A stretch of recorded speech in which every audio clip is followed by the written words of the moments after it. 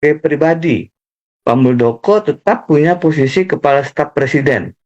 Dan karenanya saya menyetujui apa yang disampaikan oleh Romi dalam satu podcast yang mengatakan jika Demokrat dicopet oleh Muldoko, maka Anies tidak bisa capres. Bahasa Romi yang merupakan bagian koalisi pemerintahan itu mengafirmasi adanya skenario untuk mengambil alih Demokrat melalui Pak Muldoko. Pak Jokowi tidak bisa mengatakan beliau tidak tahu. Ini kepala staf presiden, salah satu orang terdekat di istana. Pak Jokowi tidak bisa mengatakan beliau tidak setuju. Kalau beliau tidak setuju, ada stafnya mencopet, paling tidak beliau marah.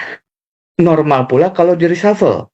Bahwasanya Pak Jokowi diam, bahwasanya Pak Jokowi tidak melakukan langkah apa-apa, itu menunjukkan bahwa ada persetujuan diam-diam.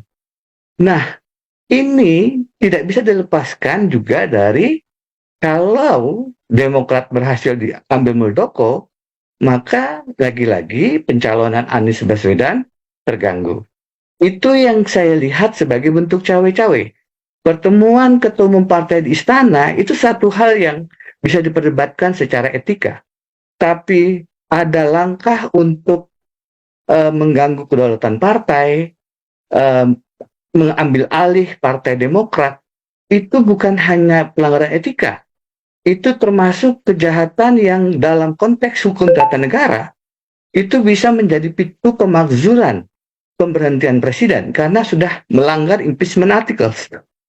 Di Amerika Serikat, pada saat ada upaya menyadap kantor Partai Demokrat, dibobol kantor Partai Demokrat karena ingin dipasang alat sadap di masa kampanye, itu langsung memicu proses impeachment kepada Presiden Richard Nixon. Sebelum proses itu diselesaikan karena Richard Nixon tahu bahwa dia akan kalah, dia mengundurkan diri. Itu karena akan menyadap. Ini Presiden Jokowi melalui tangan kepala staf presidennya mengambil alih Partai Demokrat demi untuk membatalkan pencalonan Anies Baswedan. Ini bukan hanya pelanggaran etika, ini adalah kejahatan yang harusnya dalam kondisi normal diberi sanksi dalam bentuk pemberhentian, dalam bentuk impeachment. Karena itu, cawe-cawe yang semacam ini menggunakan instrumen hukum untuk saya menulis puisi dan dalam bentuk artikel panjangnya, korupsilah dalam pelukan koalisi. Saya dikritik, Anda tidak ingat ada orang Golkar, Setia Novanto juga dipenjarakan. Saya bilang itu 2017. KPK-nya belum dirubah undang-undangnya. Oh, masih ada yang namanya Pak Juliari Batuara dari PDI Perjuangan dan Pak Edi Prabowo dari Partai Gerindra ditangkap KPK. Oh, itu di awal masa Pak Firly. Masih ada Novel Baswedan dan kawan-kawan yang belum dipecat setelah tes wawasan kebangsaan. Setelah teman-teman Novel Baswedan bergeser, coba cek ada tidak teman koalisi. Mas Romi mengatakan itu tidak berlaku buat saya. Itu zaman KPK-nya masih undang-undang lama. Begitu jadi KPK itu dilumpuhkan paling tidak dengan 3-4 cara.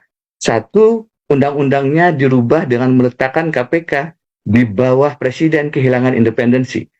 Kalau hanya institusinya, regulasinya dilemahkan, masih ada harapan jika orang-orangnya berintegritas.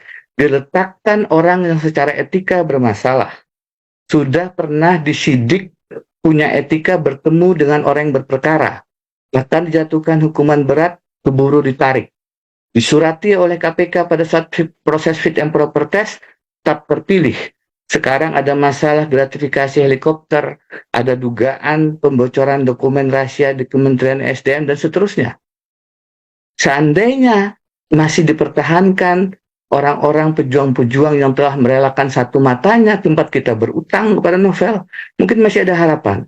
Tapi orang-orang ini pun disingkirkan. Itu tahap kedua pada saat Firly Bahuri dan kawan-kawan masuk dengan problem etika yang mendasar.